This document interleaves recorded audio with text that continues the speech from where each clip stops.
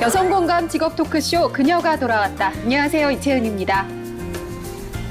오늘은 어제에 이어서 주택관리사 자격증 정보와 취업 및 창업 전략 자세히 이야기 나눠볼 텐데요. 함께 하실 분들 소개해드리겠습니다. 직업 전문가 조재한 박사님 함께합니다. 안녕하세요. 예, 안녕하세요. 직업 전문가 조재한입니다. 예, 어제에 이어서 인기가 가장 높은 주택관리사에 관련된 자격증 취득 방법과 취업 전략에 대해서 낱낱이 파헤쳐서 시청자 여러분께 알려드리도록 하겠습니다. 네, 그리고 오늘 자격증 관련 도움 말씀 주실 하원선 교육국장님, 그리고 취업 관련해서 도움 말씀 주실 김정희 관리소장님 나오셨습니다. 안녕하세요. 네, 안녕하세요. 네, 한 분씩 소개 좀 부탁드릴게요. 네, 안녕하세요. 대한주택관리사협회 교육국장인 하원선입니다.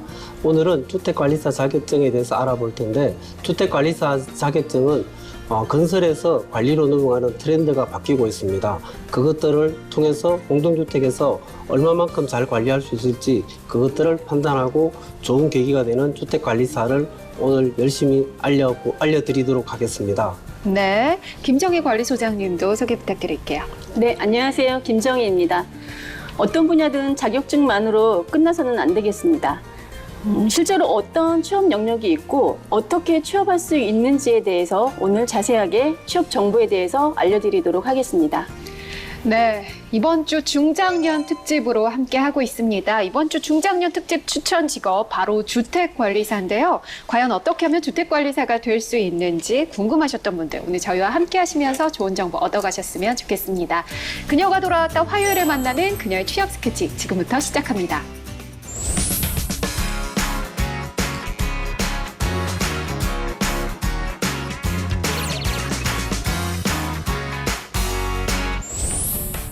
네, 주택관리사 자세히 알아보기 전에요. 네. 잠시 이야기를 좀 나눠볼게요. 그 주택관리사 직업 분야에서 주택관리 업무라는 게 어떤 건가요?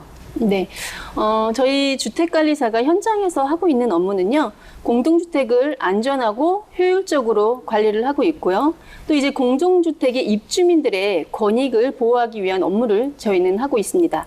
네. 공동주택의 시설물 운영, 관리, 유지, 보수 등의 업무를 하고 있고요. 이러한 주택관리사의 운영, 관리, 유지, 보수에 대한 비용이 필요로 하고 있습니다.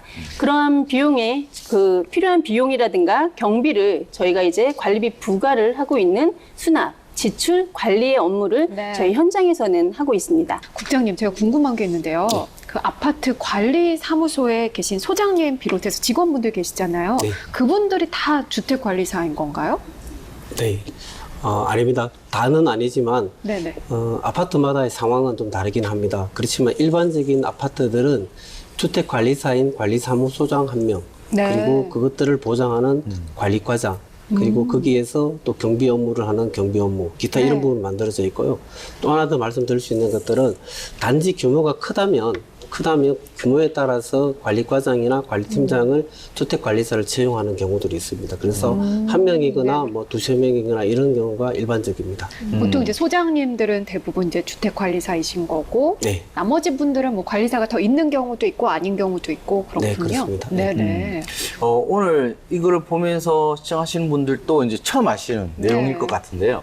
이 주택관리사라고만 알고 있는데 그거 말고 주택관리사 보호라고까지도 하는 이런 두 개로 좀 구분을 해서 부르는 것 같은데 네. 맞나요? 네, 맞습니다. 맞다면 그 차이점이 어떻게 되는지 한번 좀 알려주십시오. 네네. 네, 주택관리사에 이제 저희가 이제 시험을 합격을 하면은요, 네. 주택관리사 보라는 그 보. 자격이 처음에 네네. 네네. 주택관리사 보 자격이 주어지고 있습니다. 하지만 그 자격을 취득하기 전에 저희 공동주택의 그 직원으로 5년간 근무를 하게 되면은 취득 후에 바로 주택관리사로 그 자격 갱신이 되고 있습니다. 네네. 그런데 이제 전혀 경력이 없으신 분께서 주택관리사 주택관리사 보호 자격을 취득하신 후에는 3년간 관리소장님으로 근무를 하고 또 관리 직원으로 5년간 근무를 하게 되면 주택관리사가 되게 됩니다.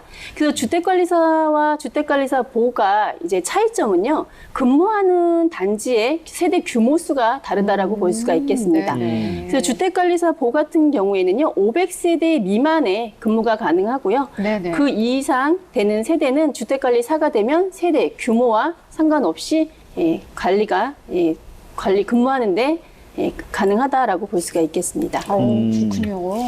그러면 실제로 이제 500세대 이하냐 이상이냐에 따라서 보와 그냥 네. 실질적으로 사로 또 우리가 구분할 수 있다라고 네네. 정의를 할 것 같은데 네. 그렇다면 어차피 지금 시청하고 계신 분들도 이제 빨리 취득을 하기를 원하실 그렇죠. 것 같은데 네. 이 주택관리사 어떤 직업적 매력이 있는지 국장님부터 한번 좀 말씀해 주십시오. 먼저 직업적인 매력도 있기도 하지만 이제 발전 가능성을 먼저 좀 말씀을 드려보겠습니다.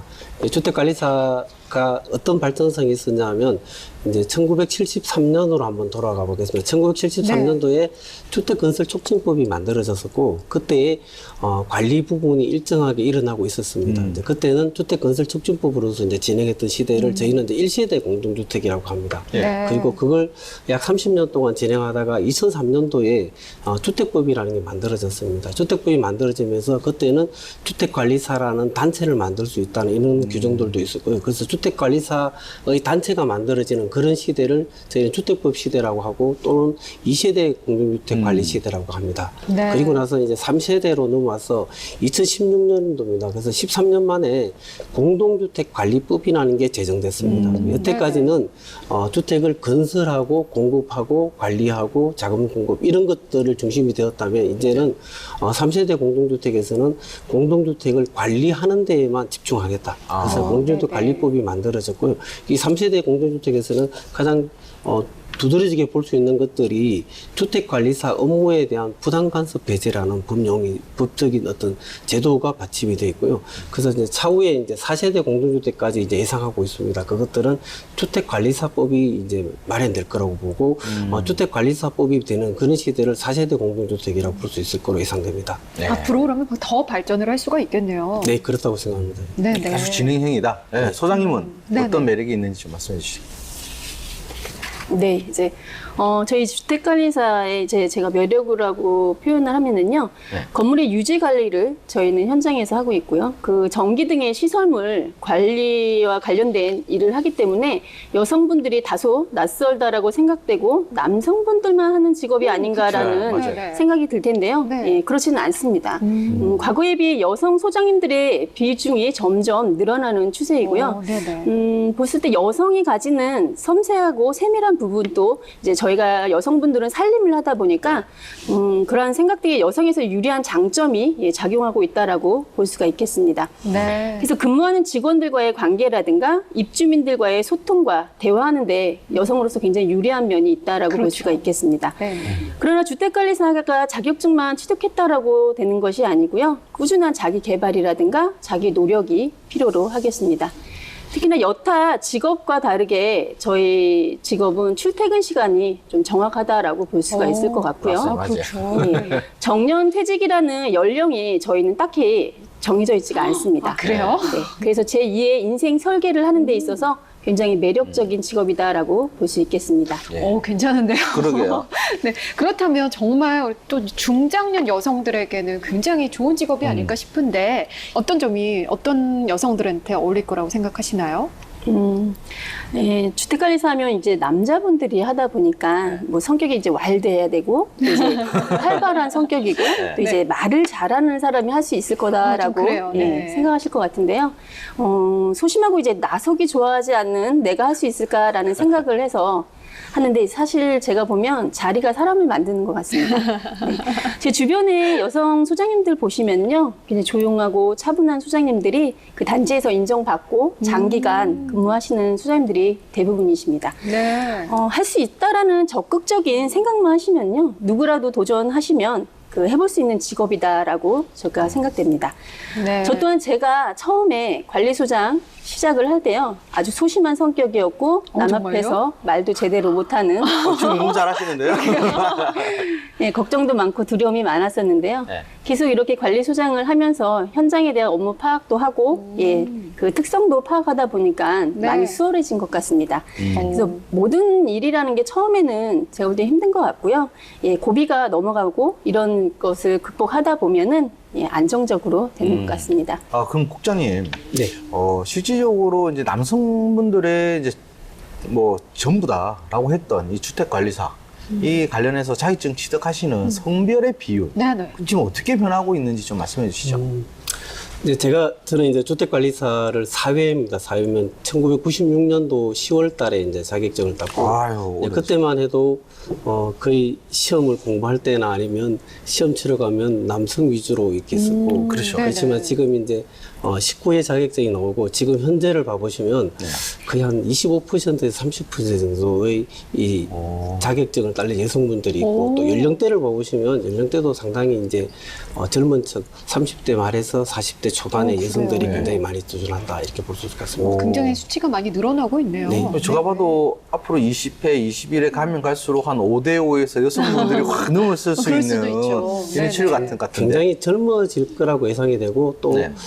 젊어지는 것만큼 여성의 비율도 늘어날 거다. 그것들이 결국은 이 관리에서 섬세성을 원하기 때문에 여성 비율이 굉장히 늘어날 거라 이렇게 예상합니다. 예. 네. 그러면 전 소장님 현장에서의 실제로 그러면 자격증 취득 말고 네. 현장에서의 남녀 성별 비율은 어떻게 되나요? 실제로 지금 현재? 전국적으로 보면 여성이 근무하시고 있는 주택관리사가 한 20%에서 30% 정도를 차지하고 있는데요. 네네. 가장 많은 여성 관리소장님이 근무하시는 지역이 대구입니다. 그래요? 대구요? 네. 대구에서는 현장에서 근무하시는 여수장님이요 한 40% 네, 차지를 하고 있습니다. 오. 전국적으로 지금 점차적으로 여성이 이제 근무하시고 있는 비율이 많이 늘어나고 있는 것 같습니다. 대구가 그때 네. 경력단절 여성분들의 취업률도 굉장히 높은 네네. 곳이 대구거든요. 그런 게 이제 조금씩 퍼져 나가면 전국적으로도 그런 분위기가 형성되지 네. 않을까 싶은데 그런데요. 아무래도 저도 이제 주택관리사, 관리소장님 하면 남성분들이 많을 것이다. 그리고 좀 업무가 너무 많지 않을까 이런 그렇죠. 생각하는데 혹시 주택관리사 하면 사람들이 오해하고 있거나 편견을 가지고 있거나 이런 게 있을까요? 저도 이제 예전에는 이제 주택관리사가 뭐냐는 질문을 굉장히 많이 받았었습니다. 네네. 주택관리사가 뭐지? 그렇지만 이제 역사가 이제 26년이 됐고 이제 네네. 많은 분들이 이제 주택관리사 자격증을 알고 있다.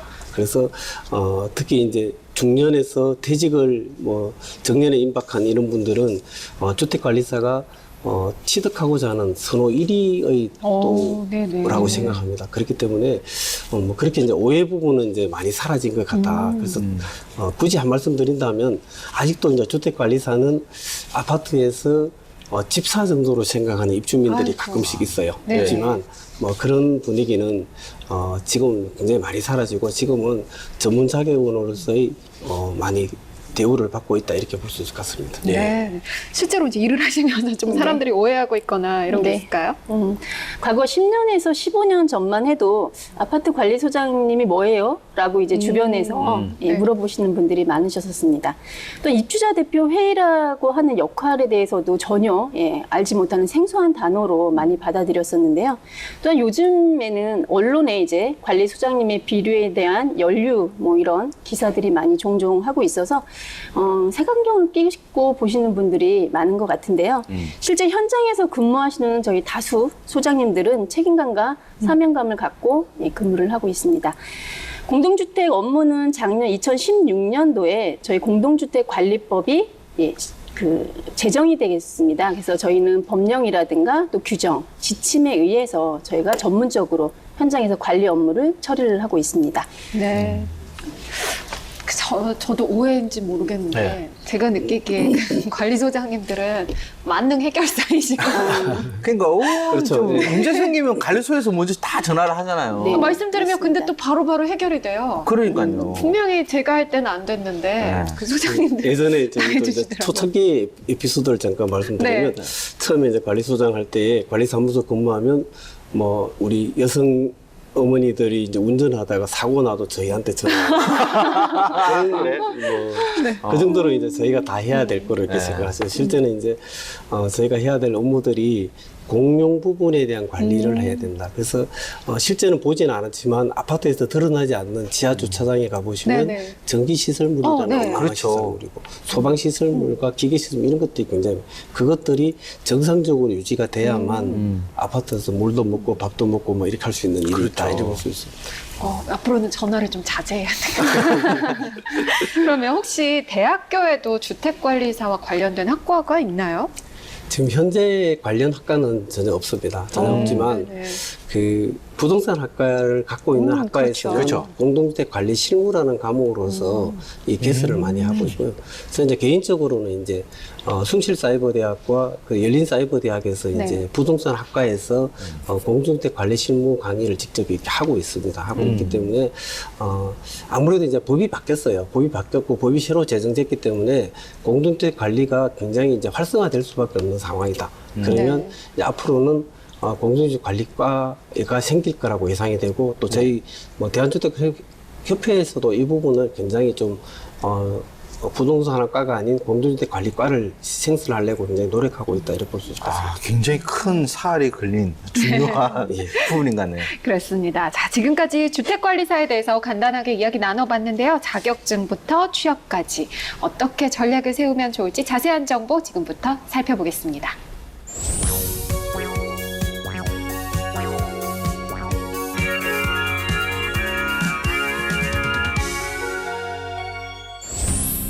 그녀가 돌아왔다 화요일에 만나는 그녀의 취업 스케치 이번 주 중장년 특집으로 함께하고 있는데요. 중장년 추천 직업인 주택관리사에 대해서 알아보고 있습니다. 자, 이제 본격적으로 자격증 이야기 나눠보려고 하는데요. 주택관리사 자격증 어떻게 이루어져 있나요? 네, 주택관리사 자격증은 뭐 일반적으로 법에서 주택관리사 등이라고 표현합니다. 그래서 그것들을 첫 번째를 주택관리사 보, 또 하나는 주택관리사 이렇게 두 가지를 나누다 보니까 주택관리사 등이라고 표현하고 네. 주택관리사 보는 예전에는 합격하면 자격증을 줬었습니다. 그렇지만 이제 2016년부터는 합격하면 자격증이 아니라 합격증을 줍니다. 그래서 합격증을 받아서 일정한 실무 기간을 거치는데 주택관리사인 관리사무소장으로서는 3년간, 네. 직원으로서는 5년간 이 근무하면 이제 주택관리사 자격증을 받을 수 있습니다. 그래서 네. 주택관리사 보와 주택관리사 이렇게 구분할 수 있고요.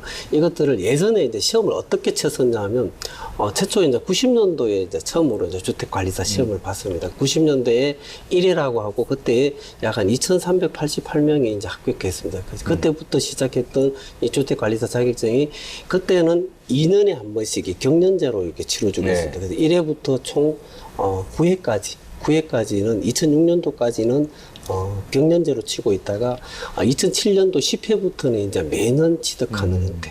그래서 그렇게 만들어지고 지금까지 인원들을 보면 약 한 5만 명 정도의 주택관리사의 자격증을 갖고 있다 이렇게 볼 수 있을 것 같습니다. 네. 그래서 보게 되면 실제로 이제 지금 합격증으로 나간다는데 우리가 흔히 말하는 이제 그 장롱면허라는 거 있지 않습니까? 네. 그럼 취득을 하고 제가 추가적으로 질문 드리는 건데 그러면 취득 합격하고 나서 그럼 만약에 그 취업을 안 하고 실무 경력을 안 쌓으면 그 기간은 유효 기간이 따로 있나요? 아니면 특별한 유효 기간은 없고요. 예전에는 그대로 예전에 이제 주택관리사 보자격증이 되었고 지금은 이제 합격증이라고 해서 합격증을 받는 거고 이제 합격증을 가지고 본인이 이제 실무 경력을 쌓으면 주택관리사 자격증을 이렇게 경신해주고 그분들이 장롱면허를 갖고 있다, 장롱학습증을 갖고 있더라도 실무하거나 실무만 그치면 주택관리사 자격증으로 갱신할 수 있습니다. 네네. 그럼 국장님 이 시험 시기가 아까 뭐 경년제에서 이제 매년 바뀌고 있는 부분인데 그럼 시기와 대략적인 들어가는 비용 어느 정도 되는지 좀 알려주시죠. 예전에는 뭐 2년에 한 번씩 쳤을 때가 있지만 지금은 이제 매년 친다. 매년 네. 치는데 1차와 2차를 구분해 친다. 그래서 1차는 7월 달 정도가 예상되고 지금 현재 올해 같은 경우 7월 15일 날 1차 시험을 봅니다. 그래서 1, 2차로 이렇게 나눠서 시행하고 있고 1년에 한 번 치른다고 볼 수 있고 이 자격증을 취득하는 데 들어가는 비용은 어느 정도 예상되냐면 물론 이제 열심히 하시는 분에 따라 다르긴 하겠지만 뭐 학원을 가거나 이렇게 기타를 다 하신다면 한 200만 원에서 300만 원 정도의 비용을 투자해야만 자격증을 딸 수 있지 않을까 그렇게 생각합니다. 작은 비용은 아니네요. 그죠? 근데 또 평생 직업이 될 수 있으니까요. 네. 그걸 생각한다면 사실 뭐 충분히 투자할 수 있는 비용이죠. 그렇게 하고 1년에 끝내는 경우가 훨씬 좋죠. 그렇죠. 그렇죠. 잘못해서 그렇죠. 이거 2년간 아. 또 공부해야 된다면 아주 네, 그거는 네. 그래서 조금 오늘 힘들겠네요. 한 번에 붙을 수 있는 이 합격 비법들을 팍팍 알려주시기 바랍니다. 네. 아, 그런데 그러면 1차 시험에 떨어지면 2차는 못 보는 거죠? 네, 당연히 못 보죠. 네, 이제 이것들을 1차와 2차와 구분 시행하고 있고 그리고 1차 합격자에 한해서 2차 시험을 볼 수 있게 만들어져 있습니다. 네.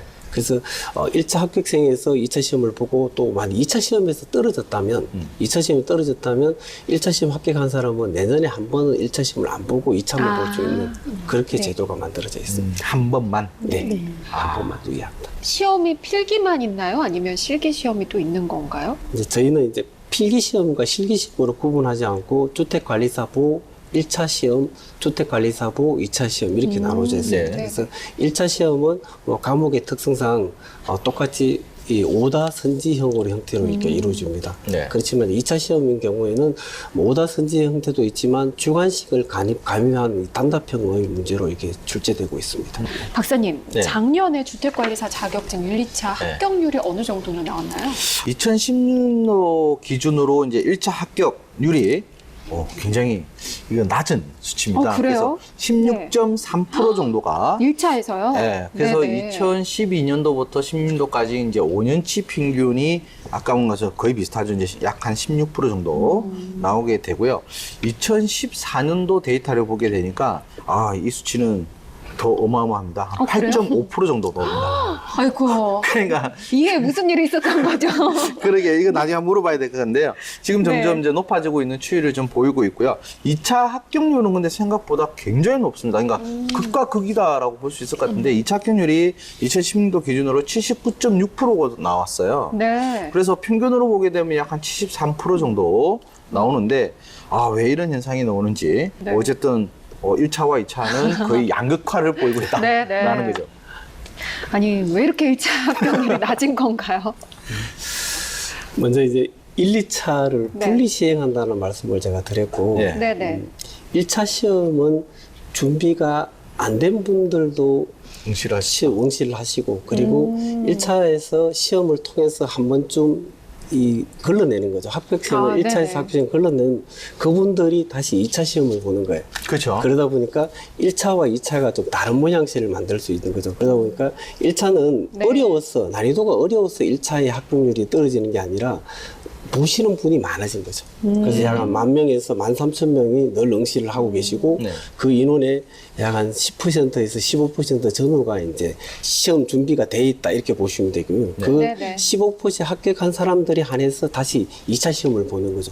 시험 준비가 완벽하게 된 분들이 2차를 보니까 합격률이 또 높아지는 그런 현상입니다. 그렇다면 일단 필기시험이 어렵지는 않다라고 하셨는데 과목 구성은 어떻게 좀 돼 있나요? 네, 먼저 1차와 2차로 구분한다고 말씀을 드렸고 네. 1차 부분에 대해서는 3과목, 2차 부분은 2과목 이렇게 총 5과목으로 이루어져 있습니다. 예전 말씀을 좀 드리면 예전에는 이제 1차가 4과목, 2차가 2과목 이렇게 돼 있었고 네네. 지금은 이제 한 과목이 없어지면서 1차 과목은 3과목인데 거기에서 떨어뜨릴 만한 것들을 또 찾기도 해요. 그래서 첫 번째 다시 보면 민법이라는 과목이 있습니다. 네. 제일 어려워하죠 그래서 또. 민법 총칙도 아니고 민법이라는 과목으로 이제 시험을 보고 있고 네. 두 번째는 공동주택 관리 시설 개론이라고 하는데 네. 공동주택 관리에 관련된 시설 개론 부분인데 이 부분도 상당히 난이도를 또 요하고 있습니다. 마지막 세 번째는 회계 원리라고 해서 과목은 1차 과목이 민법, 시설 개론, 회계 원리 이렇게 3과목으로 이렇게 이루어져 있습니다. 네. 2차 과목은 요 과목을 패스한 사람들이 이제 2차 과목에 별도로 시험을 보는데 첫 번째가 공동주택 관리 실무 네, 그리고 실무. 공동주택 관리와 관련된 관계법규에서 2과목을 시험을 봅니다. 그래서 총 5과목으로 이루어져 있습니다. 그러니까 어렵지 않다는 게 아니라 이 아니, 과목이 어렵습니다. 많지 않을 것 같은데요. 그러니까요. 네. 자, 그럼 필기시험 문제 20년보다는 너무 어려운 문제 말고요. 좀 쉬운 문제 하나 어떤 유형인지 한번 알려주시죠. 지금 이 필기시험 문제는 제가 네. 이렇게 불러봐드리면 네. 다음 중 의무관리 대상 공동주택이 아닌 것은 이렇게 여쭤봤습니다. 그래서 네. 첫 번째는 150세대 이상으로서 성관계가 설치된 공동주택. 두 번째는 성관계가 설치되지 않는 299세대 연립주택. 세 번째는 개별 난방이고 성관계가 설치되어 있지 않는 300세대 이상의 아파트. 네. 네 번째는 150세대 이상으로서 중앙 난방 방식의 아파트. 그리고 다섯 번째는 150세대 이상으로서 지역 난방 방식의 공동주택. 이렇게 해서 문제를 이렇게 만들어 봤습니다. 만들었는데 여기서 정답은 두 번째가 2번이 정답인데 2번에 대한 정답은 성관계가 설치되어 있지 않고 299세대 연립주택이 정답입니다. 그래요? 궁금하시죠? 네, 아니, 규모가 많은데? 굉장히 커요. 네. 299세대면 다른 거는 150세대였잖아요. 네. 규모가 더 큰데 왜 해당이 안 되는 거죠? 엘리베이터가 없어서 이게 오르락내리기 힘들어서 그런 거 아니에요? 그래서 이제 먼저 예. 이 정답을 이렇게 만들기 위해서 데이터를 보면 이제 공동주택이 뭔지에 대한 얘기를 좀 먼저 들어보고 네. 공동주택이라고 하는데 주택관리사는 공동주택에서 배치해야 된다고 되어 있고 그렇죠. 그것들을 네, 네. 뭐 의무관리 대상 이런 것들이 있습니다. 먼저 공동주택은 아파트와 연립주택과 다세대 주택을 주택법에서는 공동주택이라고 합니다. 예. 그러면 지금 이제 지문에 나와 있는 것처럼 아파트, 연립주택, 공동주택 이런 부분을 쓰고 있습니다. 근데 거기에 의무관리 대상 공동주택은 법에서 정해놨습니다. 4가지로 정해놓고 있습니다. 그 첫 번째가 300세대 이상의 공동주택은 난방 방식이든 승강기가 있든 없든 무조건 의무관리 대상 공동주택으로 본다. 300이 기준이네요. 예. 네. 그리고 이제 두 번째는 승강기가 있으면 150세대 이상의 공동주택의 의무관리 대상으로 본다. 그러면 세 번째는 어떤 거냐면 승강기가 없더라도 우리 단지에 중앙난방을 쓰거나 지역난방을 쓴다면 150세대 이상의 의무관리 대상 공동주택으로 보겠다. 그러니까 그런 형태로 만들어져 있다 보니까 300세대, 299세대임에도 불구하고 의무관리 대상이 아닌 모양새가 만들어지는 형태가 됩니다. 아, 그렇군요. 무조건 세대 수가 많다고 해서 되는 게 공동주택인 건 아니군요. 아니네요. 네. 그러면 필기시험 과목에서 유독 더 이렇게 그 수험생들이 어려워하는 분야가 있을까요? 1차 시험에서 다 어려워합니다. 아, 이게 어렵다 이야기하시면 안 그럴 것 되는데. 같기는 해요. 다 어려워하시는데 이제 네. 정상적인 도시를 보면 이제 남성분들은 시설 결혼을 좀 더 선호하는 편이에요. 아, 그렇죠. 여성분들은 시설 결혼을 좀 아, 어려워하십니다. 그럴 것 같아요. 네, 네. 이게 아무래도 시설이라 보니까 여러 가지의 뭐 조작 방법 이런 것들이 있다 보니까 남자분들과 여자분들의 차이가 굉장히 있다. 그래서 시설 결혼은 여성 주택관리사를 도전하신 분들은 상당히 좀 난해한 과목으로 이렇게 분류하고 있습니다. 예. 그 시험에 합격하면 주택관리사 보가 된다고 말씀하셨고 실무 경력이 있어야 주택관리사가 된다고 하셨는데 그 실무 경력이라는 게 어떤 걸 얘기하는 건가요? 어떤 경력이 필요한 건가요? 먼저 이제 실무 경력은 따로 주지 않습니다. 않지만 이제 주택관리사 보가 되면 합격증을 받으면 실무 경력을 쌓을 수 있는 그 면적이나 규모를 정해놓고 있습니다. 그래서 네. 500세대 미만 아파트에서 관리사무소장으로 근무해도 된다. 네. 또 500세대 이상의 이 미만 아파트에서 관리사무소장으로 3년간의 실무 경력을 거치면 그분들은 주택관리사로 이제 될 수 있는 그런 자격이 되고 우리가 주택관리사인 관리사무소장으로 되지 않더라도 네. 관리직원이나 기타의 이런 직원으로 근무하면 5년간 근무하면 주택관리사로 될 수 있다 이렇게 볼 수 있습니다. 그럼 증명서는 어쨌든 제출해야 되는 거죠? 근무했다라는 증명서. 뭐 4대 보험 증명서가 있죠. 뭐 우리가 국민연금이라든지 기타 이런 것들로 자기가 근무한 것들을 증명할 수 있습니다. 네. 그러면 일단 뭐 소장님한테 제가 잠시 여쭤볼 것 같은데 어떤 실무 경력이 아파트 관리소장에게 가장 필요할 것 같아요? 네. 주택관리사 자격증을 취득했다고 근무를 바로 시작하게 되면 많은 어려움이 발생된다라고 보여집니다. 그래서 먼저 관리사무소 이제 직원으로 근무를 하시는 것도 추천해 드리는데요. 여직원으로 근무를 하시면 훨씬 더 현장 관리수장님으로 이제 현장에 나가셨을 때 관리 업무 파악하시는데 도움이 될 거라고 생각되어집니다. 네. 그렇군요. 그러면 국장님 제가 한 가지 여쭤볼 것 같은데 이 어쨌든 굉장히 오래된 자기 제도거든요. 네. 그리고 매년 2,000명, 3,000명씩 배출이 되고 지금 꽤 많은 분들이 지금 배출이 되는 것 같은데 지금까지의 주택관리사 자격증 소지하신 분들 대략적으로 어느 정도 되는지 규모 좀 알려주시죠. 약 한 5만 1,000명 정도 되십니다. 5만 1,000명. 네네. 5만 1,000명 정도 되고 그 소지자가 그렇다는 거고 이제 현장에 근무하시는 주택관리사 네. 현장에 주택관리사 보든 주택관리사든 약 한 2만 명 정도 되십니다. 그래서 나머지의 약 3만 명 정도는 뭐 하시냐 뭐 미리 이제 따두시겠다고 따주신 분도 계시고 네. 의외로 이제 학생분들이 딴 주택관리사 자격증도 꽤 많습니다. 그리고 또 이제 26년이 되다 보니까 예. 1회부터 지금까지 하시다가 은퇴하신 분들도 그렇죠. 많죠. 네. 그래서 이제 지금 현재에 이 5만 명의 주택관리사 중에서 한 2만 명이 근무를 하고 계시는데 그 중에 주류층이 이제 50대 중반부터 60대 초반이 주류를 이루고 있습니다. 네. 그럼 현재는 한 2만 명 정도가 이제 네. 네. 활동하고 계신다. 네. 그렇다면 이 자격증 취득을 잘할 수 있는 노하우가 있을까요? 뭐 열심히 해야 되겠죠. 그 얘기 그렇죠. 빼고 이야기해달라 했는데. 그래서 이제 시험은 5과목이라고 말씀드렸고 네. 네. 먼저 이제 100점 만점에 각 과목 다 100점 만점에 꽈락 40점이 없다면 평균 60점이 넘으면 합격을 합니다. 네네. 네. 그래서 이런 형태로 이루어졌다 보니까 공부하실 때 자기가 자신 있는 과목들 있죠. 예를 들어서 나는 회계 원리를 아주 잘한다. 그러면 회계 원리에 대해서는 집중적으로 공부해서 약 한 85점 정도의 점수를 올리는 방법. 네. 그리고 나는 민법에 대해서 너무 자신 없어. 그러면 그 과목들은 꽈락이 되면 안 되겠죠. 그래서 그렇죠. 40점에서 45점 이상을 받을 수 있는 전략적으로 이제 잘하는 과목과 못하는 과목을 좀 구분할 필요가 있습니다. 그렇게 해야만 합격할 수 있을 거고 목표 점수를 막 80점, 90점 이렇게 하는 것보다는 어느 정도의 한 70점 정도는 나는 합격해야 되겠다. 그렇게 잡으시면 좋겠고 또 하나 이제 오늘 방송에 나오니까 팁으로 말씀드리면 이제 2020년이 되면 이제 이게 절대평가에서 상대평가로 이제 제도가 바뀝니다. 아, 그래요? 그럼 이제 굉장히 더 바뀌면, 골치 아프겠는데? 19년도, 원래 이제 17년, 18년도와 19년도에 3년 안에 자격증을 따시는 게 좋겠죠. 그렇네요. 아, 그러네요. 이 상대평가로 바뀌게 되면 이제 인원수를 정해놓고 뽑을 거예요. 그러면 지금 난이도도 뭐 쉬운 건 아니지만 그래도 네. 지금 난이도보다 2020년부터는 상당히 어려울 거라고 예상되고 또 어렵지만 주택관리사 자격증을 가진 분들 입장에서는 자격의 질이 한층 업그레이드 될 거라고 이렇게 생각합니다. 상대평가로 바뀌면 거의 전쟁이겠네요. 그러니까 지금 3년 안에 지금 빨리 취득을 빨리 준비하셔야겠어요. 하셔야 될 것 같고요. 네. 아까 제가 한 가지, 그게 40점 이상 꽈락 이제 부분 40점인데 이 세 과목 합쳐서 평균 60점이 되는 거죠? 예, 평균 45점 받아도 상관없는 거죠? 40점이고. 네. 네. 자, 그렇다면 이 자격증 취득하시는 분들 중에서 좀 고전하시는 분들 꼭 있으실 것 같은데 어떤 유형분들인가? 왜냐면 중장년층 분들이 시험에 좀 솔직히 힘들어 하시는 부분도 있을 수 있잖아요.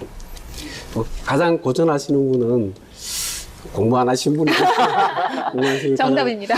가장 고전하시고 제가 98년도에 주택관리사 자격반에서 이렇게 강의한 적이 조금 있었습니다. 그때도 제가 그분들한테 늘 말씀드렸던 것들 중에 하나인데 실제 공부할 때에 투자할 시간을 정했다면 뭐 1년을 정했다면 1년 동안 정말 집중적으로 해야만 할 수 있는 자격이다. 아무래도 이게 전혀 경험이 없는 분들. 그렇죠. 전혀 경험이 없는 분들. 나는 직장에 다녔는데 이 일하고 전혀 관계없는 일을 했다. 네네. 뭐 이런 분들이 좀 어렵지 않을까 그렇게 생각합니다. 네네. 그럼 반대로 쉽게 취득하시는 분들의 유형 있다면 좀 알려주시죠. 열심히 하시는 분. 그렇죠. 네. 실제 대학에서 전공하신 분들이 가장 좋은 취득의 길이 됩니다. 그래서 네. 저희가 1차 과목이 3과목이었잖아요. 민법, 그리고 회계원리, 그다음 시설 이런 것들인데 이것들을 대학에서 한번 좀 이렇게 스케치 하신 분들은 아무래도 자격을 쉽게 딸 수 있을 거다. 네. 또 뭐 말씀드린다면 이 업무를 하시는 분들도 굉장히 좀 도움이 네네. 되신다 이렇게 볼 수 있고요. 마지막 세 번째는 비전이 있는 분이라고 생각합니다. 이게 실제는 이제 노후 대비를 위해서 만들어진 자격증이기 때문에 나는 지금 미래를 아주 새로운 좀 설계를 하겠다. 그런 또 비전이 있는 분들은 좀 더 적극적으로 따지 않을까 그렇게 생각합니다. 네. 자, 그렇다면 주택관리사 자격증이 조금 더 발전하기 위해서 어떤 부분이 필요할까요?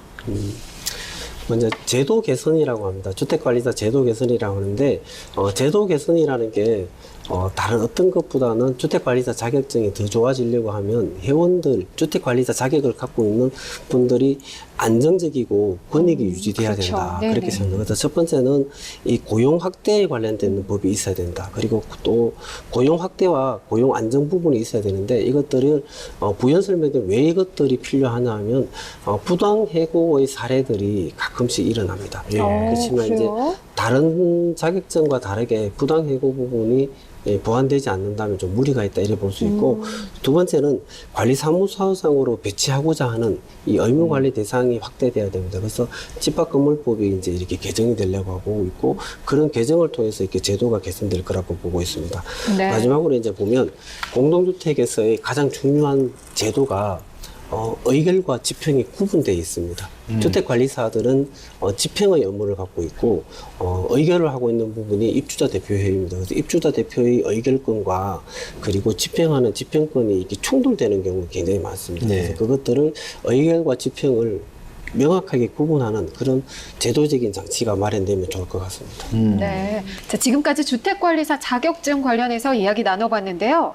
자격증을 취득했다고 해서 교육이 끝나는 게 아니라고요. 그럼요. 주택관리사 업무 능력을 높이기 위해서 보수 교육이 진행이 된다고 하는데요. 화면으로 함께 만나보시죠. 이곳은 서울특별시 금천구에 위치한 대한주택관리사협회 보수교육 현장. 자격증을 취득한 주택관리사들의 실무 능력을 높이기 위해 진행되는 수업인데요. 과연 오늘 수업은 어떤 부분을 중점적으로 진행했을까요? 그 주택관리사 자격을 따고 보로서 3년 이상 근무를 하면 4가 됩니다. 그 4가 되면 이제 교육을 한번 이수를 하게 되는데 그 이수 후에 3년마다 다시 이제 정기적으로 받는 재교육을 받는 그런 시간입니다. 그래서 이런 보수교육이라는 시간으로 본인들이 이제 업무 진행상 애로사항을 느낄 수 있는 그런 부분에 중점을 둬서 입찰 특화 과정으로 해서 오늘 교육을 실시했습니다. 입주민의 의결사항을 집행하기 위해서는 다양한 입찰 업무를 수행해야 하는데요. 주택관리사들이 자주 하는 업무이면서 성별에 상관없이 실수하기 쉬운 분야이기도 합니다. 일단 입찰 과정에 보면 이제 우리가 이제 적격 심사라는 것이 있는데요. 그 적격 심사는 여러 가지 그 서류도 좀 많고 좀 그 공부를 좀 해줘야 되는 그런 내용들도 있습니다. 그래서 아마 그 입찰 서류에 대한 어떤 그 적격 심사 이거 할 때 조금 힘들어하는 것 같습니다. 그런 부분들이 앞으로 이제 표준화된 어떤 내용들이 좀 더 앞으로 나오게 되면 좀 더 그 수월하게 진행할 수 있을 거로 판단하고 있습니다. 아직까지 현장에서는 남성 주택관리사들이 많은 편이라고 하는데요.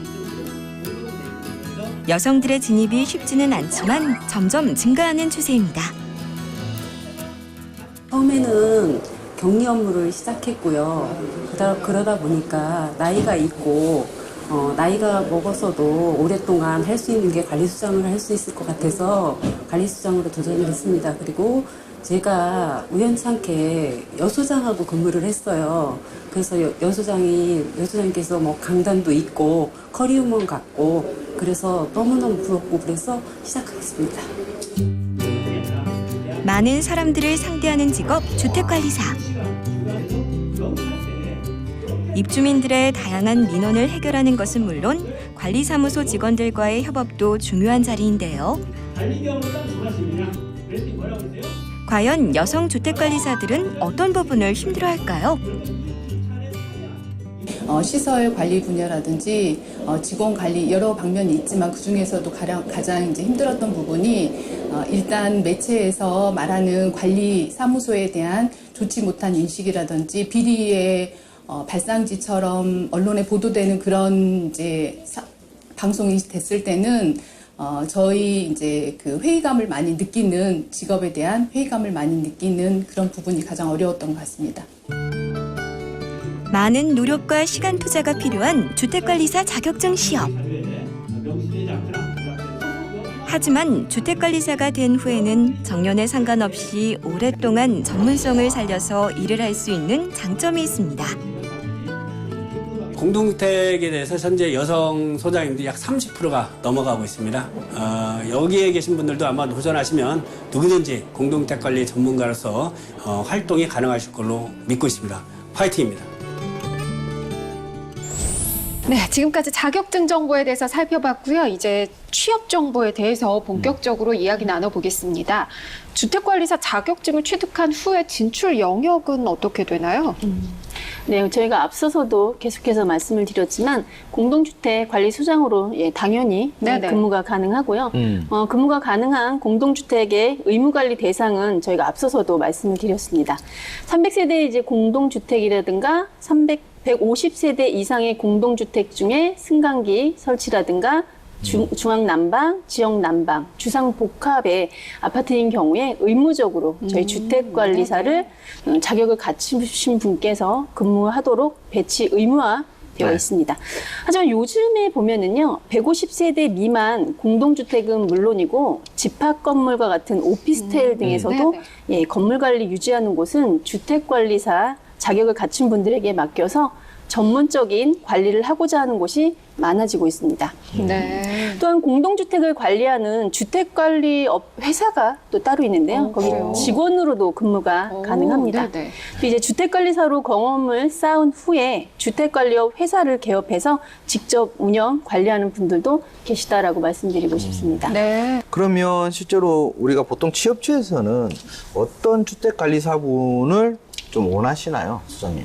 네, 저희 업무는 법령에 맞게끔 처리를 해야 된다라고 말씀을 드렸습니다. 그래서 법령에 맞게 빈틈없이 처리해서 문제가 발생되지 않도록 업무를 처리해야 되겠고요. 혹시라도 이제 문제가 발생되게 되면은 해결 능력이 탁월하신 분을 예, 원하고 있다라고 볼 수가 있겠습니다. 네. 그래서 저희가 적극적으로 이제 일하는 분들을 저희 현장에서는 원하고 있고요. 네. 저희 공동주택 관리는 3가지 부분으로 나눌 수가 있을 것 같습니다. 뭐 입주단지라든가 또 하자보수 처리하는 단지, 또 공사가 많은 단지로 나뉘어 볼 수가 있겠는데요. 입주단지인 경우에는 관리소장님들께서 입주단지 경험이 있으신 분들을 그 단지에서는 좀 선호하시는 것 같고요. 그렇죠. 네. 하자보수 처리인 경우에는 하자보수 처리 경험이 있으셨던 네. 소장님들을 좀 원하는 경우가 있습니다.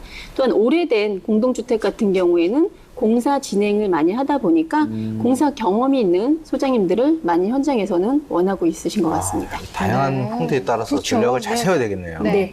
그러면 이력서에서 강조하면 좋은 부분은 어떤 게 있을까요? 건물 유지 관리, 꼭 공동주택이 아니더라도 다른 건물 유지 관리 하셨던 그 경험이 있으시면 기록하시면 좋을 것 같고요.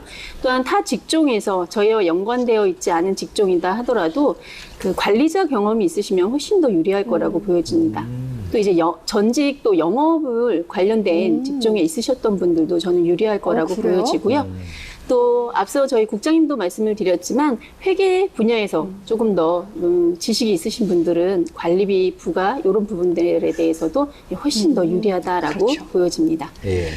그 면접이 중요하잖아요. 근데 면접 때 좀 좋은 태도, 그리고 이건 피했으면 좋겠다, 이런 것도 있을까요? 그렇죠. 뭐 저희가 이제 면접을 보다 보면은요, 적극적이고 이제 자신감 넘치고 당당한 자세를 유지하는 게 저는 중요하다라고 그렇죠. 볼 수가 네. 있겠습니다. 누구나 다 처음에 가면은 모르는 부분이 많기 때문에 너무 소심하게 저는 하지 않으셨으면 좋겠고요. 네. 모든 문제가 발생했을 때 이제 대화로서 융화가 잘 되는 면을 좀 내세우는 게 훨씬 더 유리하다라고 보여집니다. 그리고 또 이제 모르는 일이 발생되었을 때 우리 직원들과 함께 해결해 나가겠다, 적극적으로 이런 부분들의 태도를 보여주시면 좋을 것 같고요. 당연히 피해야 될 그 태도는 소심하고 자신감 없고요. 그 자기중심적인 사고를 가지신 분들은 조금 피해야 되지 않을까 싶습니다. 모르는 부분이 있는데 이게 아는 척을 한다라든가 이런 부분은 조금 곤란하다라고 보여지겠습니다. 그렇죠. 그렇다고 현장에서 진짜 모른다고 해서 모른다 하면 그것도 골치 아프고. 면접 볼 때 너무 아는 척을 하시면 좀 곤란하지 않을까 그래요. 싶습니다. 그렇습니다. 네네. 이 뭐 사무소 이런 안에서 행정적인 업무도 좀 볼 수 있지만 이 밖에서 실질적으로 시설 관리라든지 이런 것들도 직접 배우고 싶어서 하시는 분들도 있을 것 같은데 우리가 이 인턴이나 아르바이트 할 때 이것만은 좀 꼭 배워야 된다. 나중에 진짜 그렇죠. 소장님 되기 네. 위해서는 네. 어떤 것들이 있을까요? 전체적인 이제 공동주택 업무의 흐름을 저는 파악하는 게 중요하다라고 볼 수가 있겠고요. 세부적인 사항은 현장에 가셔서도 저는 충분히 가능하다라고 보여집니다. 그리고 각각의 직원들이 어떤 일을 하는지 세밀하게 이제 파악하시는 게 좋아서 저 같은 경우는 저만의 이렇게 노트를 만들었었어요. 각 영역별로. 네. 그래서 거기에 세부적으로 적어놓고 또 체계적으로 적어놓다 보면은 그 시간이 지나면 그걸 까먹게 되는데 제가 어떤 현장에 가서 상황에 맞게끔 그런 일을 처리할 때 큰 자산으로 남는 것 같습니다. 또 이제 많은 저희가 업무도 중요하지만 그 업무는 이제 선택사항이 아닌 기본적으로 내가 해야 할 업무인 것 같고요. 민원인이 발생했을 때 그 처리하는 방법이 다른 분들은 어떻게 하는지 이런 부분도 중요하게 보여지는 것 같습니다. 또 이제 관리소장님이 내가 이제 직원으로 근무를 하다 보니까 현장에 계시는 관리소장님께서 어떻게 업무를 하고 계시는지에 대해서 파악해 두시면 내가 네. 직접 현장에 갔을 때 관리사무소장님으로 근무할 때 도움이 되는 것 같습니다. 요거에 대한 보완 좀 말씀드릴게요. 네. 그러면 지금 우리 말씀 주신 거랑 더불어 이제 새로 시작하는 분들한테 앞 시간에 스케치도 하셨지만 보수 교육이라는 교육이 있습니다. 네네. 그래서 협회에서 운영하는 이제 법정 교육들이 정해져 있습니다. 그 정해져 있는 법정 교육을 통해서 기타 시설의 운영 방법이라든지 법령이라든지 전혀 뭐 이게 경험이 없는 분들은 그 교육을 통해서 굉장히 많은 효과를 발휘할 수 있습니다. 실제로 현장에 나가서 하는 교육인가요? 원래는 나가서 하셔도 되는데 나가기 전에 미리 준비도 합니다. 그래서 저희 교육국에서는 그것들을 미리 준비해서 그분들을 이렇게 미리 사전 준비를 잘해서 이렇게 교육을 시켜서 이렇게 또 나가게 만드는 그런 제도도 있습니다. 네. 그렇군요. 그런데 공동주택은 서울에도 있지만 지방에도 있고 다 있잖아요. 그 취업에 차이가 없을 것 같은데 혹시 뭐 취업 가능성에 차이가 좀 나타나나요? 네. 저희가 공동주택은 여러분이 아시다시피 전국적으로 분포가 되어 있습니다. 네네. 그래서 전국적으로 취득하는 비율도 그렇게 저는 크게 차이가 나지 않는데요. 당연히 이제 수도권, 경기나 인천, 서울 지역에 취업이 훨씬 더 양이 많기 때문에 주택관리, 그렇죠. 아파트 비율이 많기 때문에 취업에 대해서 이제 기회가 많은 것으로 보여집니다. 취업한 후에 보통 어떤 부분을 어려워하나요? 앞서도 제가 말씀을 드렸지만 업무를 배우는 거에 대해서는 시간이 흐르면 어느 정도는 해결되는 것 같은데요. 네. 현장에서 근무하시는, 지금 현재 근무하시는 소장님들도 가장 어렵게 생각하시는 분들이 인간관계를 어떻게 풀어가느냐가 가장 그렇죠. 어려운 것 같습니다. 네. 특히나 이제 입주민들하고의 문제도 되지만 저희 주택관리사 자격을 갖추신 분들께서는 네네. 그 이제 기존에 근무하고 계시는 직원들과의 관계를 어떻게 풀어내느냐, 또 입주자 대표 회의인 그 동대표님들과의 관계를 우리가 어떻게 풀어내느냐, 또 부녀회라든가 우리가 이제 경로당 어르신들과의 관계를 이렇게 잘 풀어나가는 것이 저는 더 중요한 것 같습니다. 민원이 엄청날 것 같은데요. 혹시 기억에 남는 사례 있으세요? 여러 가지에 대한 뭐 민원은 너무나 다양하고요. 여러분이 상상하지 못하는 그래요? 너무나 많지만 보면 저희 공동주택에서는요, 입주민들의 이제 층간 소음에 대한 것이 가장 많은 것 같습니다. 그래서 층간 소음을 입주자 간에 풀다 보면은요, 그 다툼도 생기고 맞아요. 큰 문제로 네. 발생돼서 사회적 문제로 이제 저희가 가고 있는데, 제가 항상 입주민들에게 말씀을 드릴 때 서로 친해지는 것이 가장 중요하다라고 말씀을 드립니다. 그래서 요즘은 서로가 이제 알고 싶지 않아서 개인주의적인 성향이 네. 강해지고 있는데, 그 엘리베이터에서 만나면 서로 인사도 하시고 또 이제 음식을 좀 나누어 드시는 것도 좋다라고 보여집니다. 이게 뭐 가해자냐 피해자냐에 대한 구분을 두기는 뭐하지만 저는 피해자분이 먼저 저는 다가가라고 말씀을 합니다. 그래서 뭐 예를 들면 과일을 나눠 드신다든가, 뭐 비 오는 날 부침개를 해서 서로 드신다든가 해서 그러다 보면 친해지면 아래층에 있는 분들도 조금 이해하는 부분이 있는 것 같고요. 위층 세대 분도 조금 조심하려고 해서 저희 공동주택에서 이제 하나의 건물에 거주하다 보니까 서로가 이해하는 부분들이 조금 더 훨씬 중요하다라고 보여집니다. 네. 진짜 소장님 같은 분이 다 계셔야 되는데 그럼 정말 잘해주실 것 같은데, 그죠? 자, 그렇다면 이 주택관리사 꼭 시험 말고 이런 보수 교육도 있지만 이 업무에 좀 더 도움이 될 수 있는 이러한 뭐 지식이라든지 관련된 뭐 자격증, 다른 자격증들이 네네. 있다면 어떤 것들을 좀 준비해 놓으면 좋을까요? 네, 각종 자격증이 있을 수 있고요. 주택관리사 자격증 하나 취득했다라고 해서 저는 조금 어렵다라고 보여지고요. 여자분들 같은 경우에는 기계 쪽이라든가 또 전기 등에 관련돼서 이제 잘 모르다 보니까 현장에서 설명을 해줘도 잘 못 알아듣는 경우가 많습니다. 그렇죠. 그래서 이제 전기 자격에 관한 부분도 공부를 해두시면 좀 많이 도움이 될 것 같고요. 네. 그것도 이제 소방에 대해서도 점점 이제 강화되고 있는 추세입니다. 그래서 소방에 관한 자격증도 추가적으로 취득하시면 좋을 것 같고요. 또 입주민들이 요즘에 관심을 갖고 있는 것이 조경에 관한 부분입니다. 맞아요. 네. 그래서 나무에 관한 조경에 관한 자격을 취득하셔도 도움이 될 거로 보여지고요. 요거는 아직까지 저희 공동주택에서는 뭐 그렇게 많이 크게 선호하지는 않지만 안전에 관해서 점점 그 추세가 이제 강화되고 있는 추세, 안전에 대해서 강화되고 있는 추세이기 때문에 산업안전 기사 취득해 주시는 것도 도움이 될 것 같습니다. 하지만 이러한 자격을 시험을 보기 위해서는요, 그 해당 학과를 졸업하거나 아니면 거기에 경력이 어느 정도 주어져야만 자격이 취득이 가능하다라고 말씀드리겠습니다. 네. 정말 주택관리사의 소장이 되기 위해서 무시무시한 해야 될 게 교육을 많죠. 받으셔야 그럼요. 되겠네요. 네네. 예. 자, 그러면 이런 자격증도 취득하고 경력도 많고 또 커뮤니케이션도 잘하고 하는데 오래 가시는 분들도 계실 것 같아요. 이 오래 가시는 이제 주택관리사분들의 특징이 있을 것 같은데 네. 어떤 것들이 좀 있을 것 같아요? 네. 업무에 대해서는 제가 계속해서 말씀을 드리지만 기본적으로 해야 되는 거기 때문에 제가 업무를 어떻게 해야 됩니다, 이렇게 해야 됩니다라고 말씀드리기는 기본적인 사항이기 때문에 제가 말씀을 드리지 않고요. 단지가에서 문제가 발생되었거나 또는 문제를 풀어가거나 업무를 수행할 때 원칙과 소신을 갖고서 처리하시는 게 저는 무엇보다도 중요합니다. 요령을 피우는 게 저는 원칙과 소신을 지키는 것보다 훨씬 더 요령을 피우는 게 쉽다라고 보여지는데요. 업무 처리하는데 상황에 따라서 이제 카멜레온처럼 이렇게 변하다 보면은요, 자기 색이 없어지기 때문에 나중에 굉장히 힘든 상황이 된다라고 보여집니다. 그래서 원칙과 소신을 지키기 위해서 처음에는 힘들지만 어느 일정한 시기가 지나가다 보면요, 이게 훨씬 더 안정적으로 단지를 관리할 수 있다라고 보여집니다. 네. 네. 자, 지금까지 하원성 교육국장님 그리고 김정희 관리소장님과 함께 주택관리사 직업에 대해서 다양한 이야기 나눠봤는데요. 앞으로 주택관리사 직업 어떻게 발전해 나가면 좋을까요?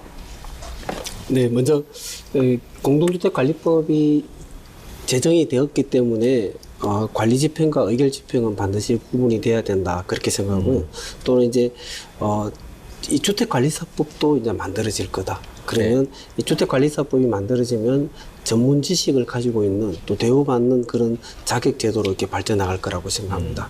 그거와 더불어 법에서의 혜택 부분만 강조할 게 아니라 이 주택관리사의 역할도 있다. 자기들도 이 자격증을 가진 사람들도 반드시 개인의 어떤 그 도덕성을 다해야 된다. 그래서 의무적인 부분을 본다면 상호 배려하는 마음이라든지 이 입주민들한테 어떤 부분을 줄 수 있는 그런 넉넉한 마음을 가지고 진행한다면 주택관리 제도가 훨씬 더 발전할 거라고 생각합니다. 네. 소장님은 어떻게 생각하시나요? 네.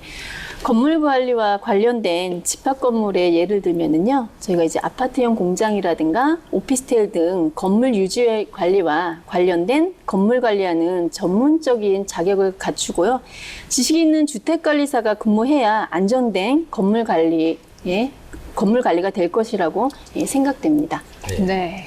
오늘 그녀가 돌아왔다와 함께 하셨는데 어떠셨나요?